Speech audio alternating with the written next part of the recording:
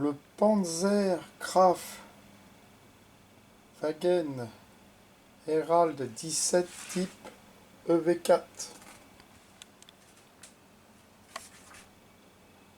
Poids 9 tonnes. Longueur 5,6 m.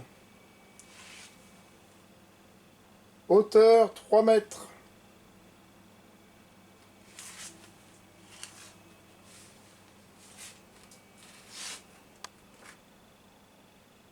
Largeur 2 mètres.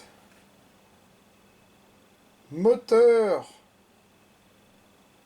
Herald à essence de 80 chevaux. Vitesse maximale 45 km/h. Autonomie 250 km.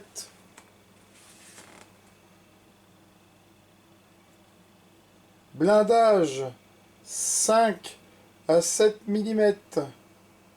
Équipage 8 ou 9 hommes. Armement 3 mitrailleuses MG8 de 7,62. Malgré les tranchées empêchant les mouvements de véhicules à roues, la Première Guerre mondiale a vu l'emploi d'automitrailleuses dans les deux camps. Les engins allemands n'ont pas été nombreux,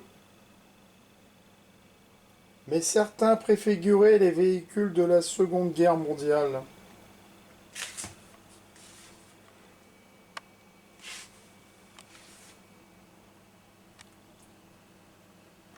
À la déclaration de guerre, l'Allemagne ne possède aucune automitrailleuse.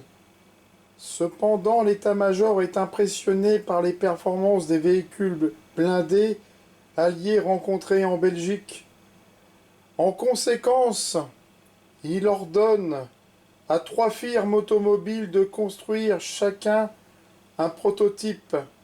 Il s'agit de Büssing, Daimler et Emerald.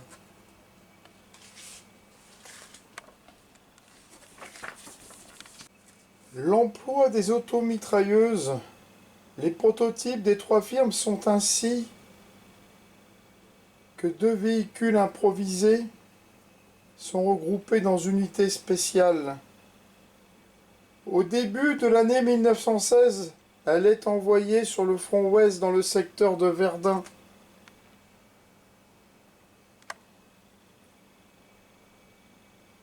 Et de l'Argonne. Puis l'unité est transférée en Alsace pendant l'invasion de la Roumanie, où elle est engagée avec succès. À la fin de l'année 1916, elle regagne l'Allemagne pour être mise en état.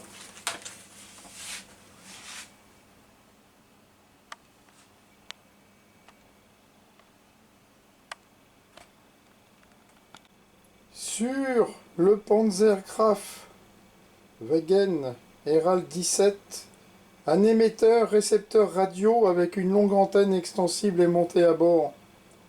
Celle-ci n'est utilisable qu'à l'arrêt.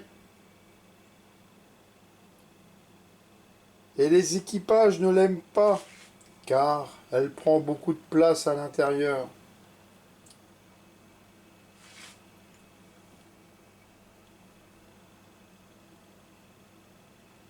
Lorsque le commandement allemand décide de créer d'autres unités d'automitrailleuses, seule la firme Herald est retenue, car elle n'est pas engagée dans d'autres projets.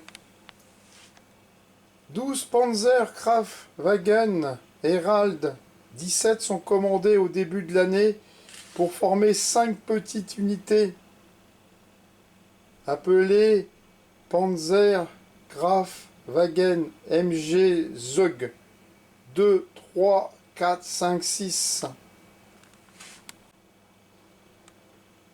Chacune est dotée de 2 automitrailleuses et de véhicules de soutien et de transport.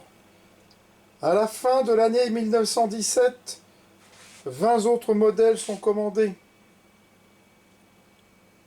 du même type. Ces engins directement inspirés du prototype de 1915. Mais les enseignements de son emploi ont mené des améliorations. Le poids est réduit d'1 tonne 750. Une protection intérieure est ajoutée. La tourelle devient mobile. Les trappes de vision sont mieux protégées. Le blindage du radiateur est amélioré avec des grilles de protection. Les lampes à l'avant et à l'arrière sont placées dans des boîtes blindées et les roues arrière sont en partie protégées. Certains de ces véhicules sont utilisés avec succès en Ukraine en 1918. En 1919, en raison des troubles politiques et de la situation peu claire aux frontières de l'Est, 20 autres exemplaires seront construits. Extérieurement, ils sont similaires au modèle de 1917, mais la qualité de l'acier est nettement inférieure et le blindage n'est donc pas aussi résistant.